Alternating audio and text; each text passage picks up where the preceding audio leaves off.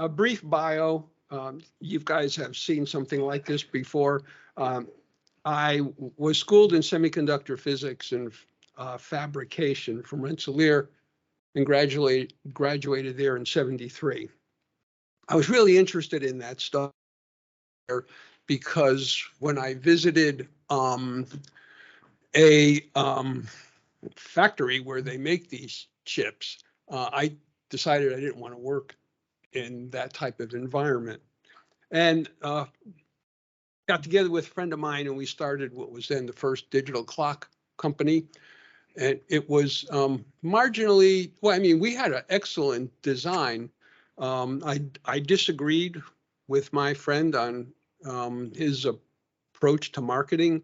And I left to go on my own, was in banking systems. I worked for a company that made French fry computers. And then I came down to Hampton as a NASA contractor. I worked in wind tunnels. I really enjoyed that. There's nothing more I think I enjoyed more than going into tunnel internals and tromping around. Then as a NASA employee, I did fault tolerant systems, neural nets, active noise control, fluid dynamics, and max Q loads on the Dream Chaser, which I'll describe here.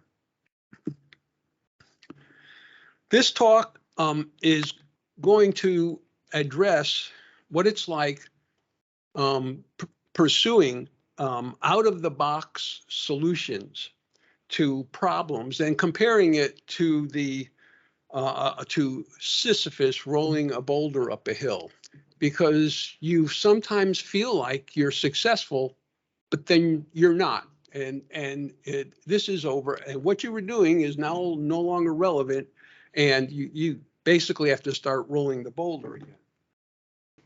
What I have is 3 examples of my career challenges, and I won't give it away as to which challenges the boulder stayed up on top of the hill and to which ones they rolled down. We'll get to them one at a time, and they were all during different phases of my career. And then I'm going to go into 3 areas which I would recommend, or I'd be interested in pursuing if I were maybe 50 years younger, okay? And I hope that shows some interest.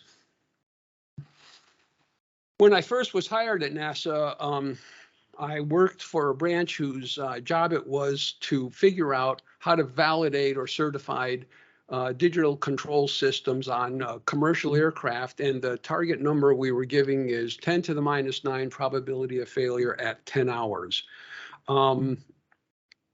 Redundancy of components and failure recovery is how you get at those numbers, and that number is so small you can't do it with physical stress testing as you would normally do with like a wing or a mechanical component. You can't just run the thing and see how it's going to fail. You just don't have the time. Now, you have to model it, and the modeling capability at that time was failure modes and effects analysis and fault trees. And we would look at 5 to 8 computer processing units that were in the set. This modeling capability was inadequate. You look at digital electronics, and they're different than what a reliability analyst would normally have to deal with, because they have no wear out mechanisms. Okay, is what they're called memoryless. You turn on a piece of electronic equipment, and if it passes its diagnostic, it's considered to be brand new, and that means that its failure rate is exponential, without getting into too much detail. And this would be great for Markov modeling. This type of componentry. So the problem with using Markov models was that recovery algorithms are non-exponential, and this results in very stiff differential equations, which makes it very computationally difficult at that time, I'm talking 1980, to produce an answer.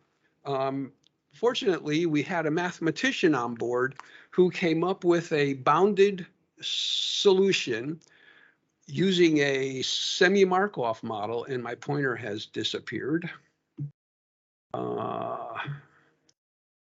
Using a semi-Markov model, and that capability was encapsulated in a tool called Sure, written by Ricky Butler.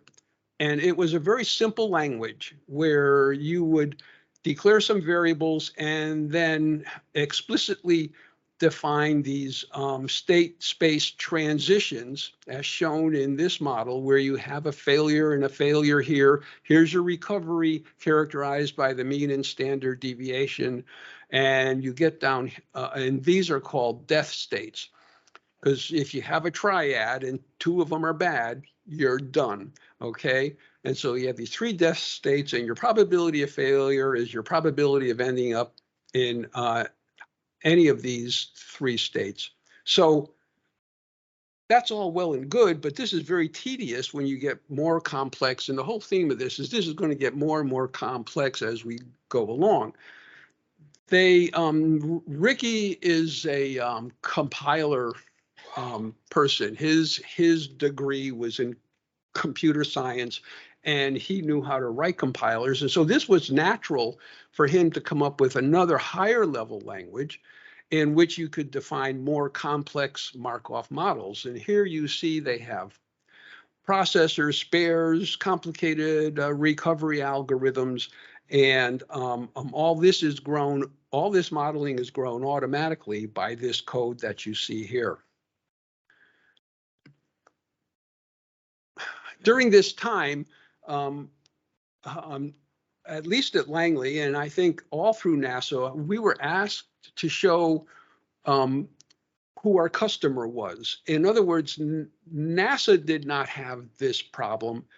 The aerospace industry had this problem, and we had to show that we were providing aerospace industry with a solution to the problems. And in life-critical systems, this is very difficult because it takes a long time for any innovation to make it onto the aircraft.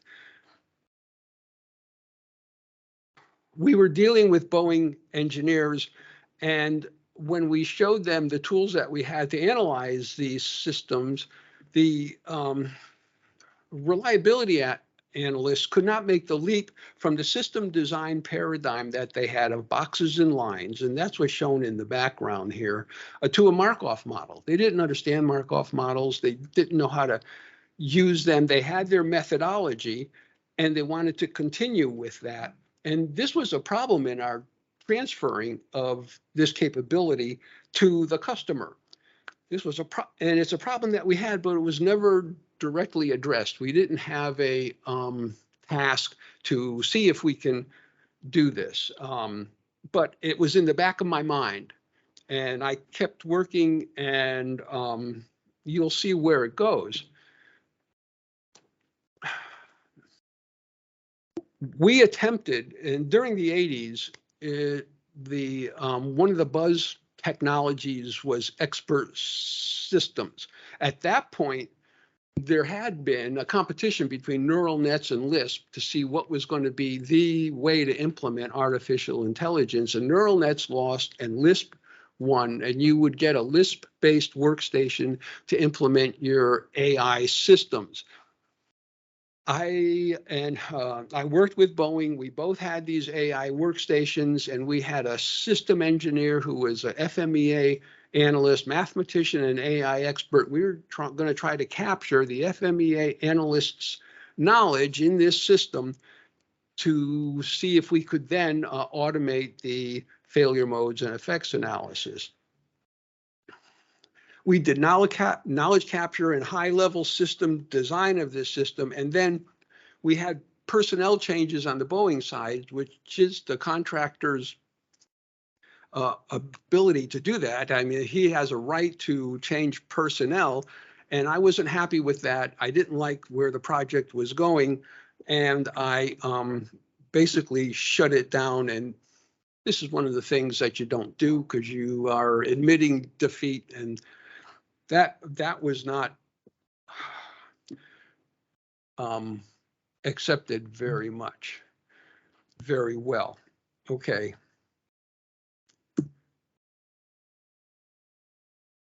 At the same time this was happening, the problem we have in analysis was getting larger and more difficult. If you are familiar with mesh networks, and you might have heard that word in dealing with your Wi-Fi networks, if you try to put it all over your house, they will say it's a mesh network. If you think about Elon Musk's Starlink, with all these satellites, they perform a mesh network that talks to each other. And we were looking at implementing mesh networks on the aircraft to talk to all the various systems, to interchange them, and how you encapsulate all that complicated behavior into a model seemed to be difficult. These have complex redundancy management algorithms. The model sizes would begin to get huge and they wouldn't fit in any computer. And it was just computationally difficult. At this time, Dr. David Nichols of William & Mary walked into my office and said, I want to parallelize Sure. And you can do that. Markov models, every path through a Markov model is independent. And Dave Nichols wanted to do parallelization algorithms. And he goes, hey, I can parallelize Sure. And you can get large models in, because we'd have them spread all over the different workstations. I persuaded him to use a high-level language Assist instead of Sure. He didn't know about Assist. And Assure was born. This was pure luck that Dave walked into my office, okay, because my name was not associated with Sure. He went to Ricky Butler, and Rick Butler said, go talk to Dan across the street. And this was perfect. And Dave and I were compatible. I didn't have to explain myself ever. I just had to mention a concept, and he would pick right up on it, and it would be there. We were a great team.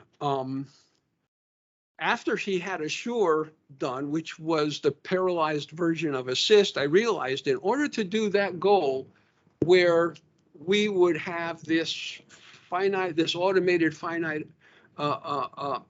failure modes and effects analysis, we would have to have a higher level language still, an object-oriented language to embed this knowledge into the system components, okay?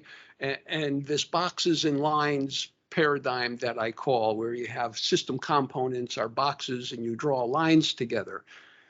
They've created REST, and with this REST model and the object-oriented language, I was able to model these mesh networks, and by spreading the load of the computation off on our workstations overnight when they were asleep, and again, this is like 93, 92, 93, we were able to do a computation of an enormous size and with complicated recovery algorithms. And I said, wow, this is great. At that time, Boeing was developing the vehicle management system for Northrop's YF-23. And I went out to visit them, and I saw they were using this network analysis tool called Bones. Don't ask me what it means, because I forget, and Bones isn't available anymore. And I looked at it and I said, oh, this is their boxes and lines program to put their system together. I can take REST, or Dave Nichols and I can take this REST and put it in back of this, and they would have what they wanted. And I talked to Dave Nichols about that. And he came out with me and we looked at it. We looked at the fundamentals of getting into the back end of Bones. This worked, and it worked well. We trained somebody to put the data into Bones through the graphical interface with the reliability analysis in the background, and you could turn that thing on, it would do the analysis, and this is what Boeing was looking for. They used the tool on the YF-23 and other systems. I lost track of what was going on, which happens with Boeing if they go dark. And I was all excited about this automated failure modes and effects analysis that we finally had and that we had delivered. This system was very flexible in describing the behavior of these digital control systems, and it was accessible by the Boeing engineers.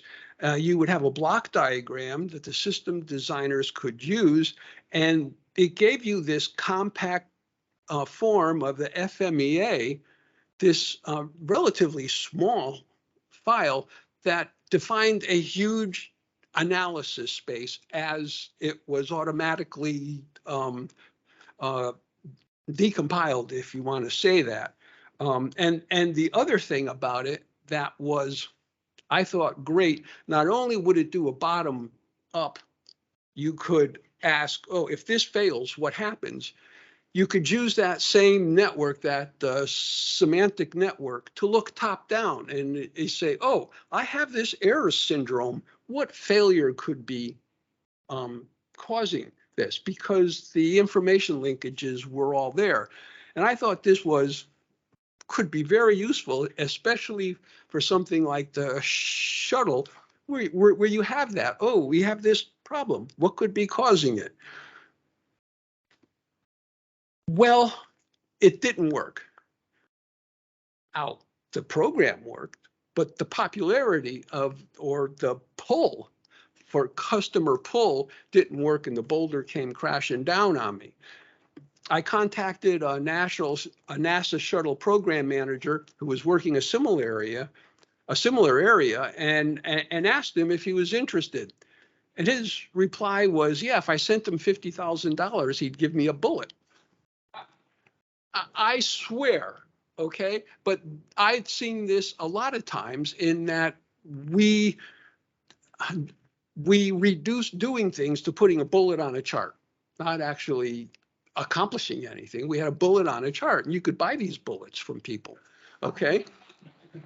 It's sort of like carbon, carbon credits, thank you, okay? Then one of my colleagues persuaded the management that what I said I was doing and actually did couldn't be done. Okay, now this guy had very little experience in this area, and I'm not going to identify, but the problem was there was no open review. I was in a room with the division chief, the branch head, and this fellow, and they just said, you can't do that. That's when I decided I was going to leave that organization and go to acoustics to do active noise control, because I figured there's just so much you can do. I mean, it looked like I had rang the bell, to me anyway, and it all fell apart pretty rapidly, okay? One thing after another. So I ended up in acoustics to do active noise control.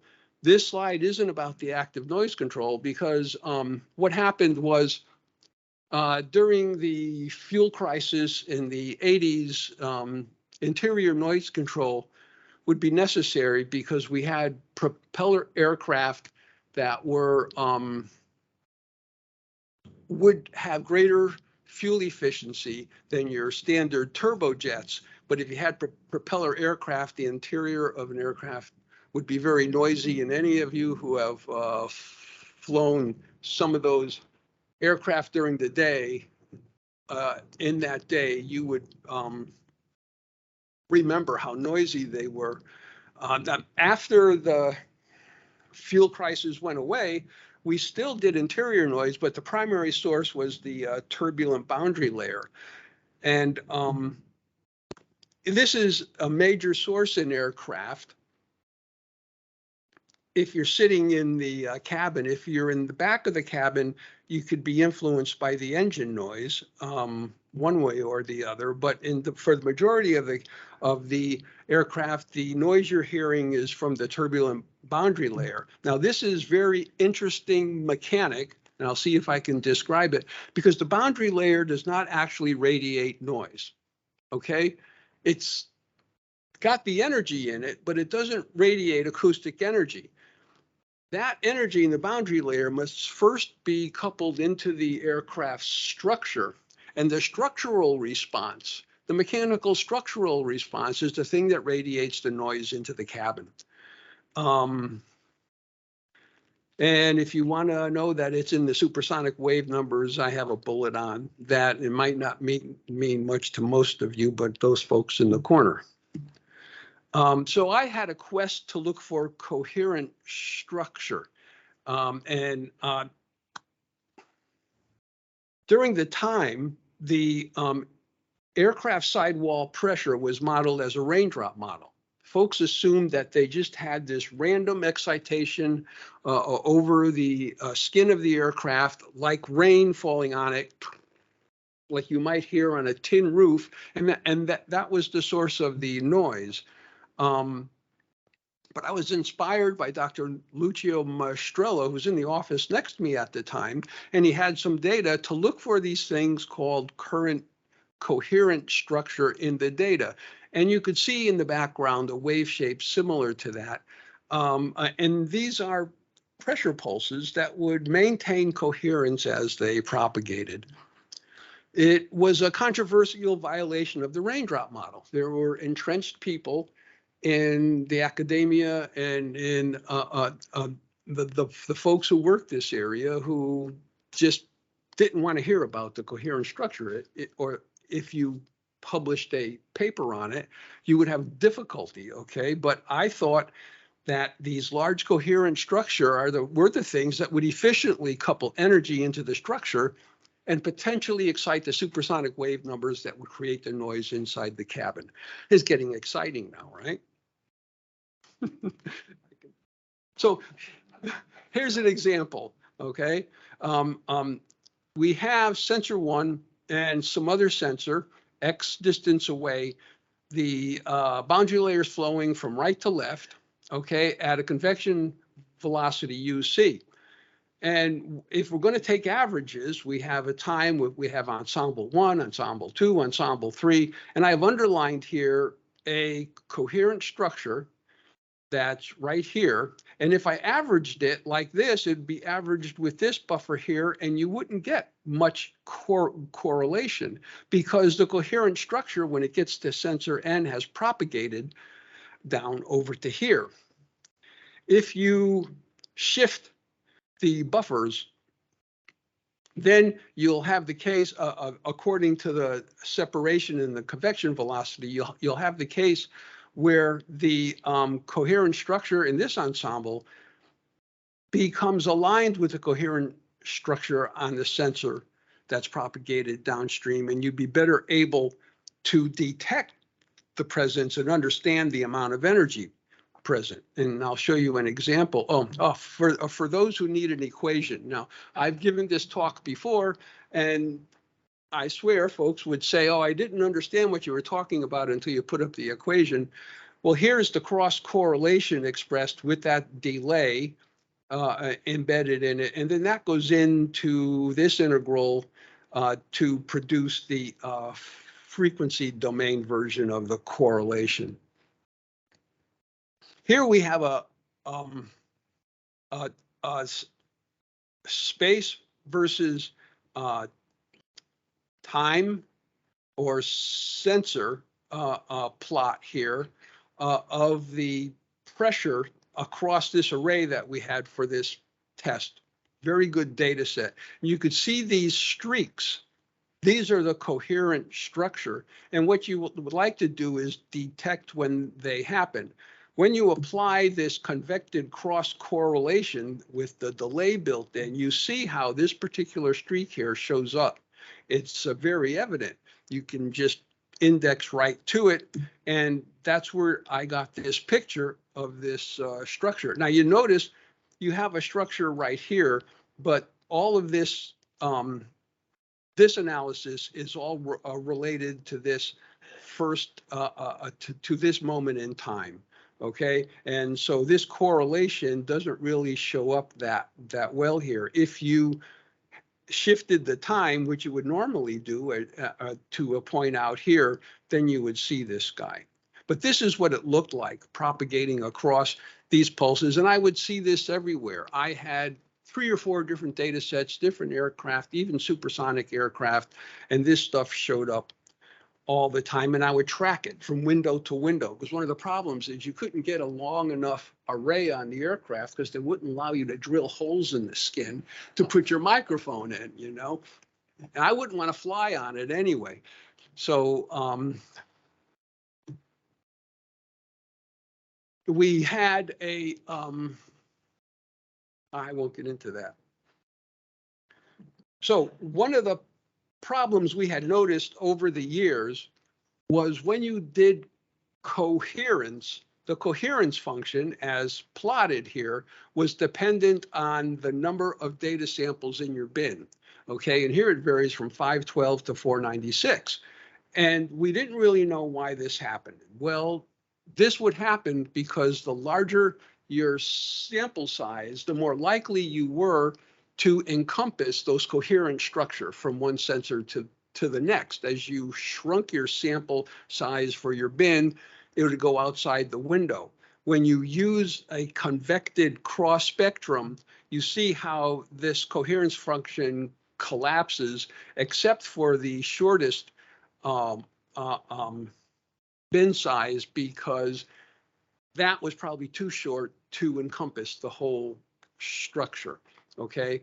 But you can see the benefit of this. You just get a better, more consistent analysis. So this was evidence that this really works. I was excited again, but that happens. And then, okay, it happened again. And what happened? I wrote up a paper. I sent it to the AIAA, and they refused to publish it, not because they could find anything technically wrong with it, okay? Because it didn't validate 50 years of research, which it might have, okay? Honestly, okay? And they just didn't want to deal with it for someone they never heard of before, because I was an electrical engineer that was self-trained in acoustics and now fluid dynamics. They couldn't find anything technically wrong with it, and the reviewer ran me through the ringer. And honestly, I confess I was quite an arrogant guy, because I thought I had the answer, and I was giving them all kinds of trouble, but they couldn't do anything, so it didn't get published. I sent it to the JSV, and they published it, and they said in their letter that they couldn't really find anything wrong with it. You see, they were honest, so they published it. That's the answer I would expect. They looked at it, and then later, Rand Cabell right there, he went into a textbook, Bendat and Pearsall, and they actually had a chapter on this. So it's in the textbook somewhere, but in all the papers, and I've read dozens of papers on turbulent boundary layer, and anybody who did correlation or coherence never used this technique, this delayed convection compensation technique, to get the right results, because they thought it was just random data everywhere, okay? And you wouldn't have to do that. Instead, it's this propagating wave. Wrong model. Then I had a second paper. One of the disappointments when we did this flight test in conjunction of Boeing is Boeing could never get their predictions of interior noise using the common models that they had available for them. They could never get their predictions to match their measurements, okay? And the problem was you had the predictions, and Dr. Efimsoff was a well-known man who were predicting 7 to 10 centimeters for the coherence length, and these structure that I found had coherence lengths of over 30 centimeters, the full array. I created a two-process model where you have exponential process and a Gaussian process, because I learned, because I could get all the data, that these coherence decay shapes are Gaussian for these big structure and not exponential. And I put this into a optimization algorithm that partitioned the energy to these Gaussian structures and these exponential structures. And lo and behold, Efimsoff's prediction for the inner layer came out. It was about 10 centimeters. So I actually validated all of FMSoft's work and my model at the same time. It didn't matter, okay? It didn't matter.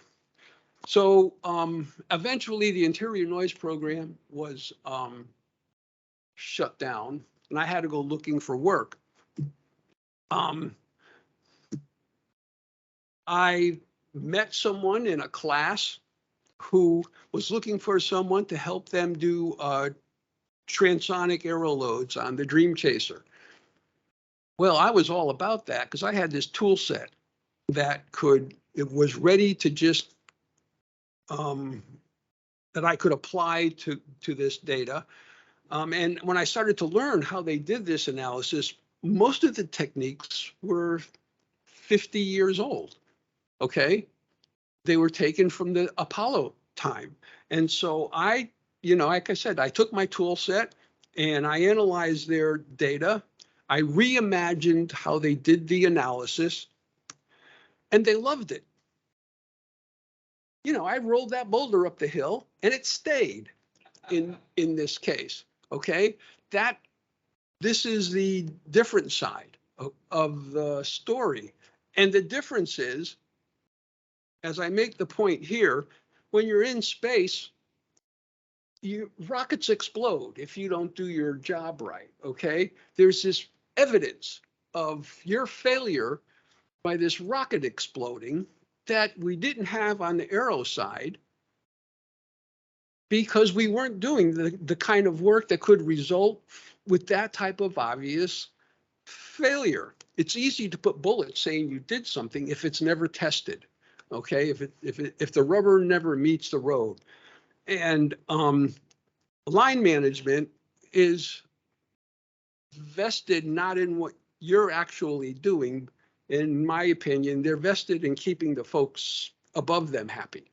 So, and if you come up with something that looks foreign to them, it'd be high risk for them to do it. They didn't even have a use for it. Okay, NASA had no use for any of the work I did, and in NASA Aero, when I took the same work and applied it to space, they loved it, and I just had to walk across the street on it from 1209.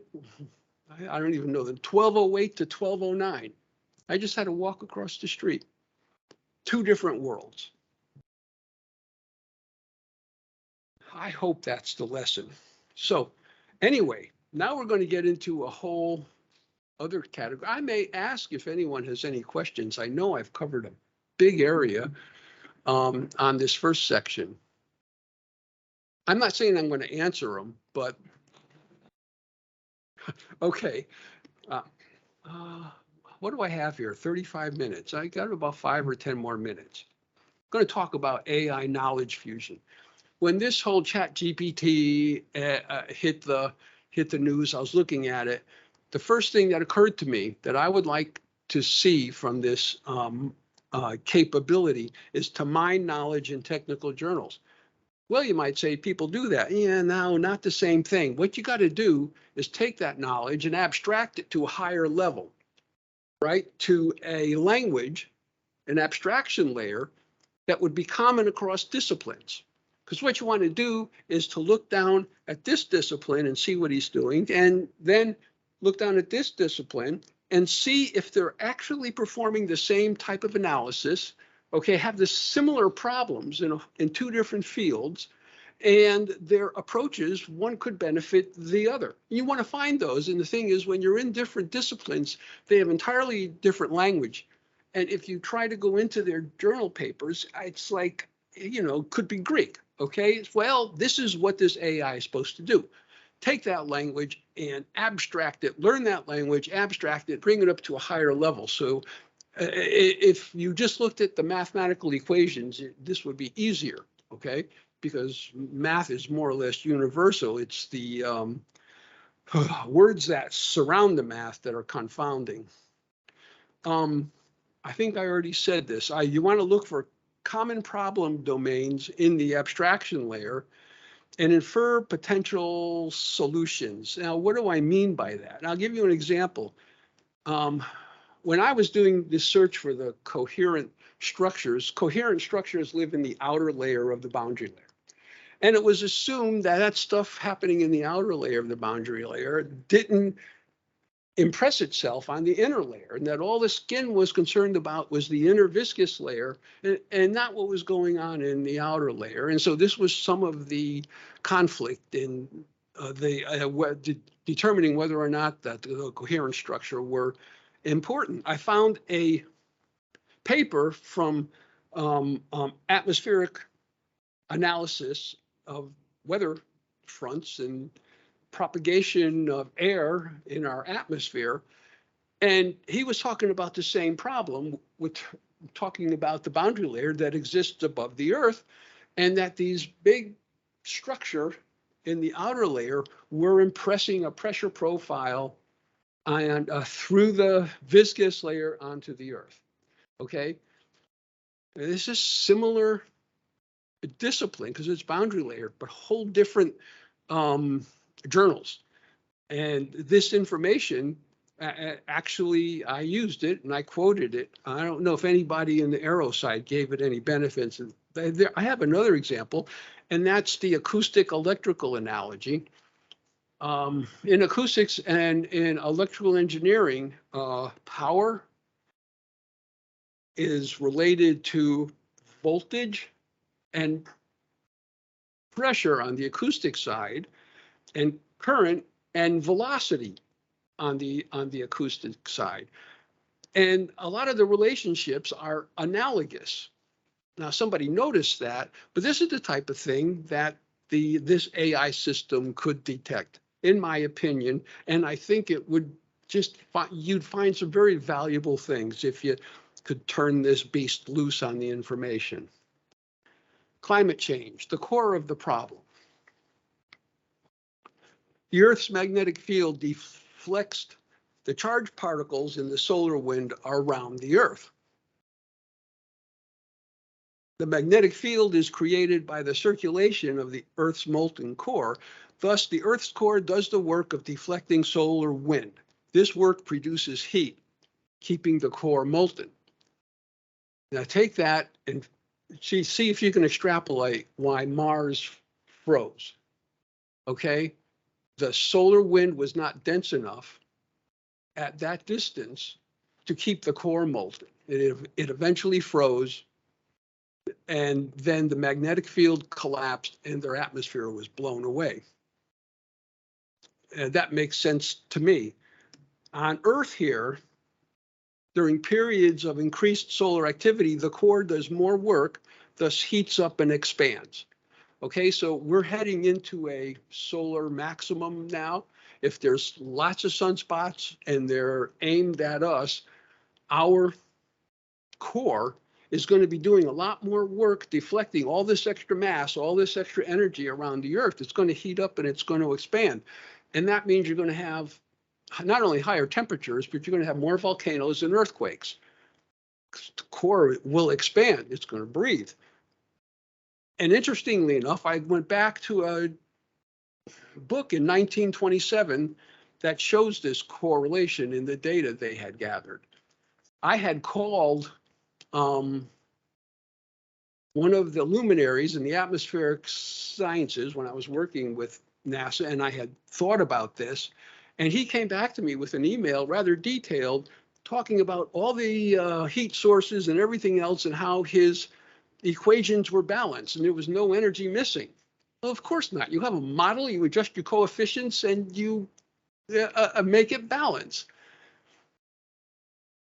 Yeah. So he was never going to admit that this heat that the Earth was absorbing, even though if you go back 100 years, you could find people who found correlation. You can go back even further because they go into the ice layers, okay, and infer the temperatures and what the sun was doing. And that kind of research was easier when I was working because I could actually get at it.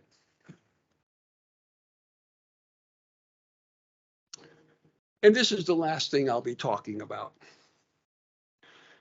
You're all familiar with this. Hubble observed the redshift in the hydrogen spectrum that was acquired from every galaxy every galaxy's radiation he observed, okay? And so he assumed the redshift was caused, he assumed that the redshift was caused by the galaxy's velocity as they all moved away from us. Thus, the universe was expanding.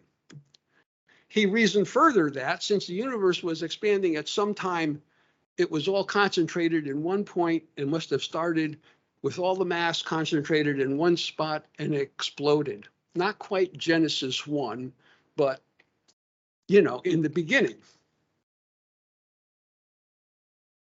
Bada boom. I kind of never believed this, okay? And now I've got an argument against it, not with a bang. There exists a phenomenon called gravitational redshift. And what this means that electromagnetic spectra are shifted towards lower frequencies as radiation propagates out of a gravity well. There's a redshift when you go from higher gravity to lower gravity.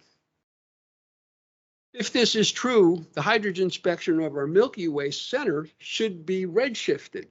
And as you look, because the Earth is on close to the edge, we're like 3/4 of the way from the center to the edge of the galaxies.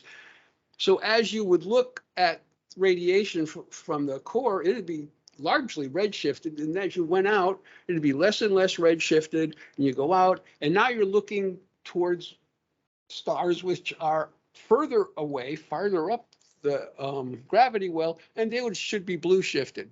I want to do this experiment. Okay, I got a telescope and it's on my list, and I just want to sit out somewhere where and what's downside? I want to sit somewhere where all the stars are popping out in the Milky Way and all the thing, and this telescope is ticking off, measuring the hydrogen spectrum. Well, I sip bourbon and smoke cigars. Yeah, that's a win-win situation. At this point, if the data comes back and verifies what I predict, great. If it doesn't, I had a good night. So, unless these gravitational effects are compensated for, any observation from Earth of another galaxy's light will have that redshift on it, depending on the relative mass of our galaxy, the depth of our gravity well, and the other galaxies' depth of their gravity well, because most of this light's going to be coming from the center, the core. That's where most of the light is. And if you just take a big picture of it, which is probably what Hubble did, you're going to get a largely redshifted result just based on the fact that we're higher, we are up our galaxies, the Milky Way's gravity well, than most of the light coming from the galaxy that is being observed. The measurements will be biased. Then the bias will be red. And now you pull out Occam's razor and you ask yourself, what's more probable? That all the mass in the universe was all concentrated at one point, at one time, or there was a bias in the measurement? I've lived long enough to know that people make mistakes with their measurements. There was another man who had a similar opinion. In the sciences, the authority of thousands of opinions is not worth as much as one tiny spark of reason in an individual man. Besides, the modern observations deprive all former writers of any authority, since if they had seen what we see, they would have judged as we judge. In other words, don't blame them. And I used to say, when I went from fault-tolerant systems to acoustics, and I knew nothing about acoustics, I said, I'm not stupid, I'm just ignorant. Okay, and that's the difference. We have more information, we can come to different conclusions. Thank you, and you should have had enough of me by now.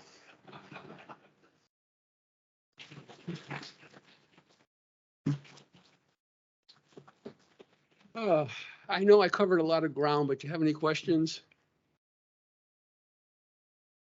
Well, I know you're kind of numb. I don't blame you. Okay, Andy. Let me I couldn't just like let you get away without having a question at the thing. So as a younger engineer who I think is your audience, right? And so I'm watching well, you're supposed to tell me, Andy, you're not young anymore. You're in Could you hold that up a Oh, little no. bit? Should I just come over there and say? If you want, Okay. you can come up here. So I'm trying to figure out what the message is to younger engineers. Is it to Right. not try because you're just going to fail? Or is it like what is the takeaway?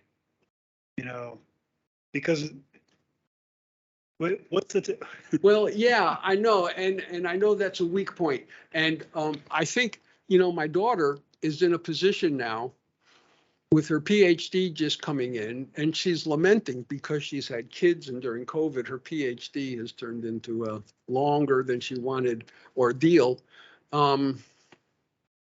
She lamented that she wasn't further along in her career and gotten farther up the ladder of success.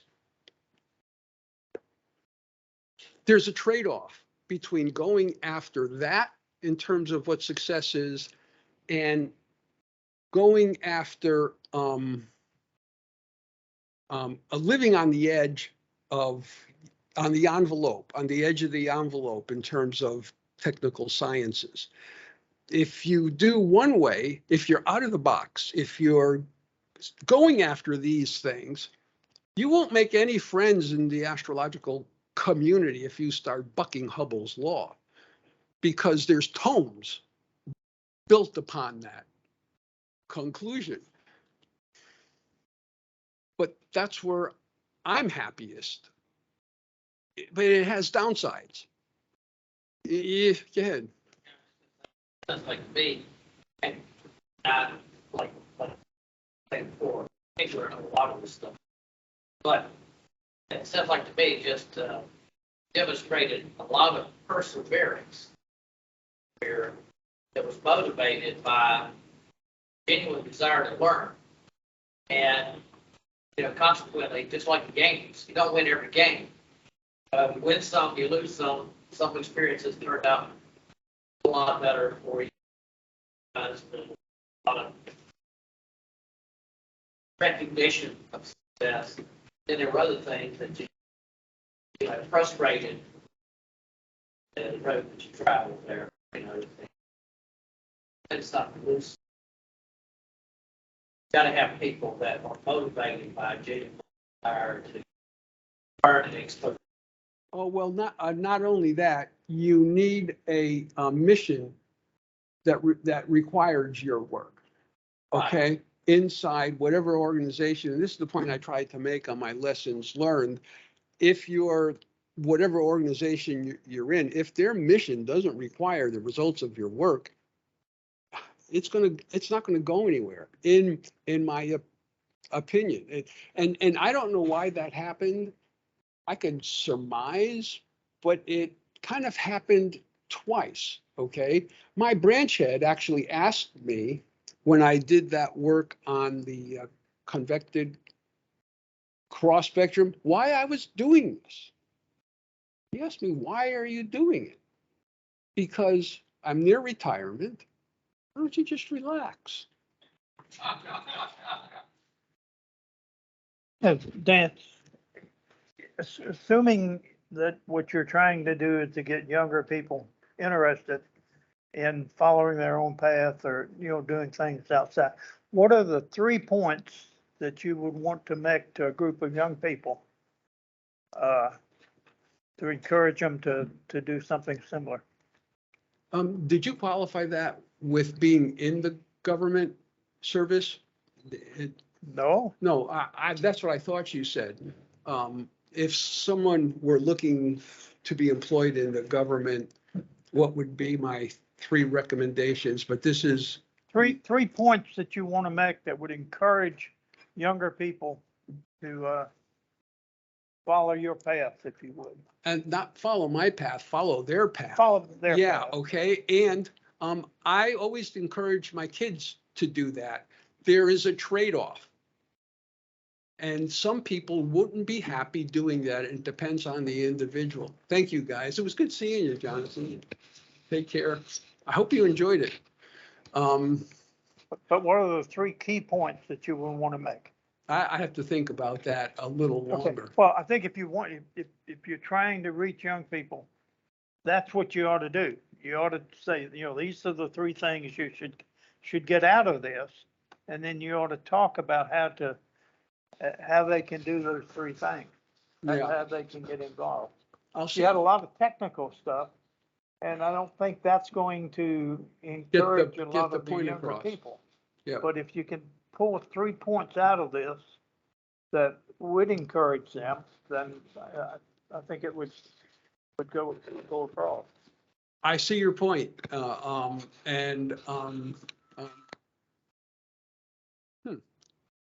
But let me turn the juice down a little bit. I see your point, and I have to really think about that. It's a weakness, and it depends on what I want to do. And instead of examples, and then see if you can learn from the examples, I have to try to pull out, make more of an effort to pull out some concrete examples, in which case then the talk may change a little bit. Yeah. If you're talking about government service, as you indicated, one of the points would probably be that you can change midstream and still be successful.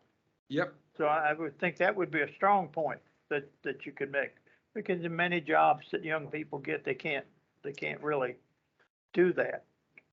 That's right. But if I thought about it, I could probably come up with a couple more, but Thank you. anyhow, that's it. What the heck?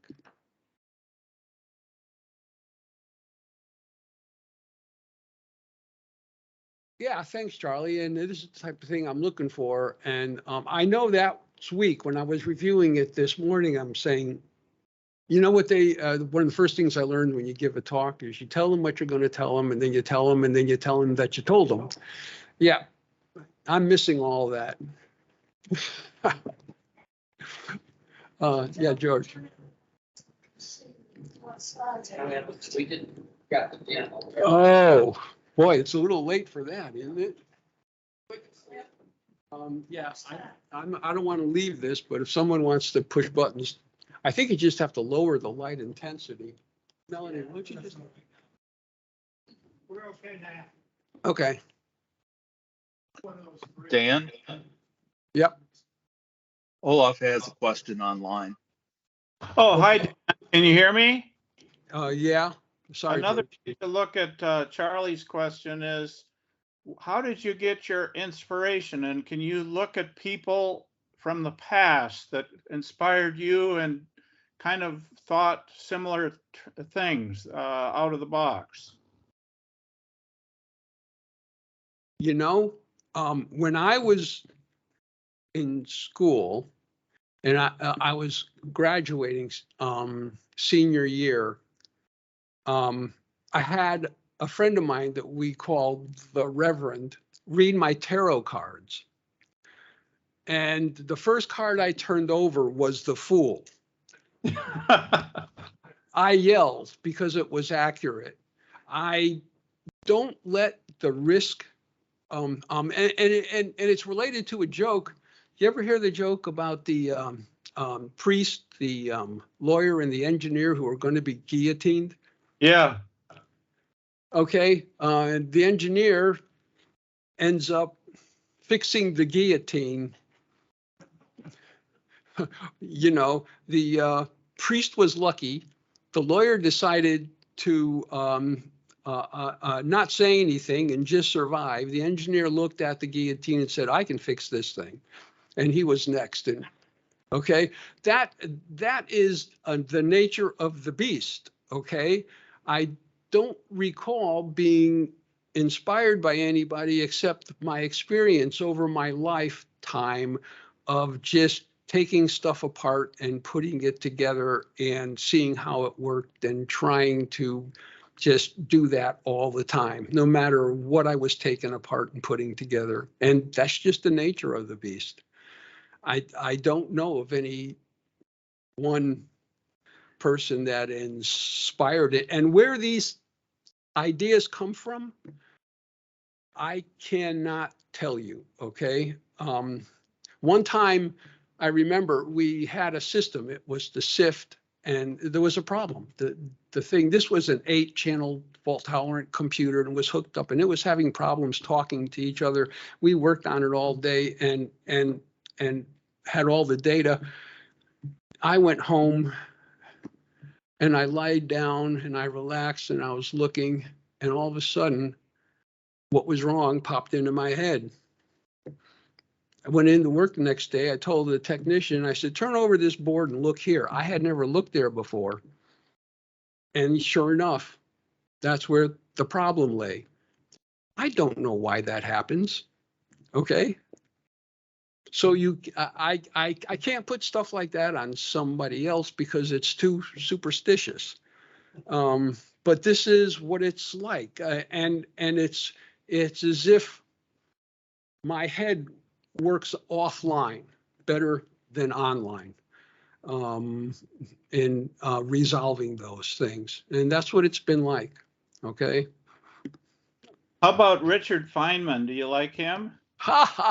Funny you should mention that, because my colleague who wants me to give a talk who idolizes Feynman, says I reminded him a lot of Feynman, and I can see that because I've read about him, and one of the major differences is that Feynman's dad groomed him to be a scientist, and just like the tennis players and the golf people who are groomed at very young age, race car drivers, they excel. I was, like the hearing aid person described, a street urchin. Okay. I was out playing with everybody, doing all kinds of things, and not groomed for anything in particular, besides just doing what I wanted to do. And that makes a big difference in terms of things, how far you can get in terms of what you can accomplish, but it's doesn't necessarily mean you can't have a good time doing what you're doing in the context that you're given. Hope that makes sense. Hey, Dan. We have another question. Go ahead, George. Not necessarily a question. I will say that I know personally, because I was in the first third of Dan's talk is where I worked with him. And he did have impacts in the community that needed those tools. It's when you're talking about tools and the kind of technologies he did and some of us did, it just doesn't bubble up to the top and get the press. Although I know of companies that use the tools and they adopted them. It was hard to break in. A company like Boeing would rather use what they've used 20 years because that's where all the heritage is. That's where all their verification is with their own processes. But the companies that want to do new things like the Y23, they use it and they don't hear about it. So Dan in the literature had impacts, to other researchers had impacts. And Dan, I got a list of about 10 things that you could use potentially for your talk. Like, and you pretty much said this, using new eyes on and tools applied to old problems can lead to important previously non-existent capabilities and breakthroughs. I think that does characterize some of the things that you did. All right. Thank you, George. Yeah, that's good insight. And I'd like to see that list. It helped me figure out. I'm glad you guys stuck this out and listened to me. I really take Andy's comments and Charlie's.